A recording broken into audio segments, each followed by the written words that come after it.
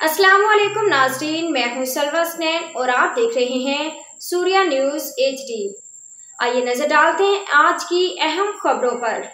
ठुल बातचीत फैज सिंधी सेबको तहसील ठुल के SDO वापडा मोहम्मद असद शार बजदार ने सहाफ़ियों से बातचीत करते हुए कहा कि वफाकी वजारत वापडा की सख्त हिदायत पर वापडा की टीम गुलाम हैदर महर, वकार अहमद नोनारी, अमदाद अली लाशारी, अब्दुल अजीज सरकी, एहसान अली सरकी, मोहम्मद इब्राहिम भट्टी, सईद अहमद सरकी, आसिफ अली भट्टी, लाला नवीद महर, बशीर अहमद सरकी, खादिम अली गोलू के समेत पुलिस एहलकारों को साथ लेकर ठुल शहर और मुख्तलिफ गाँव में बिजली के करोड़ों रुपए के बकायाजात के वसूली के लिए और बिजली चोरों के खिलाफ ग्रैंड ऑपरेशन करके सैकड़ों कनेक्शन काटी गई और 40 से ज्यादा बिजली चोरों के खिलाफ मुकदमा दर्ज करवाए हैं।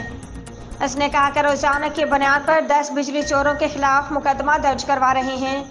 उन्होंने कहा कि बिजली के बकायाजात की रिकवरी की मद में सैकड़ों नादहिंदा सार्फिन के बिजली के कनेक्शन काटे गए, जबकि बिजली चोर खौफ के मारे अपने घर छोड़कर दूसरी जगहों पर चले गए हैं। उन्होंने कहा कि FIA इंतजामिया ने 1 लाख रुपए से ज्यादा के बकायाजात अदा न करने वालों के खिलाफ कार्रवाई शुरू कर दी गई है। उन्होंने कहा कि सार्फिन की शिकायत के अजाले के लिए वापडा ऑफिस ठुल में पब्लिक कचहरी लगाकर सार्फिन का मसाइल हल किए जा रहे हैं।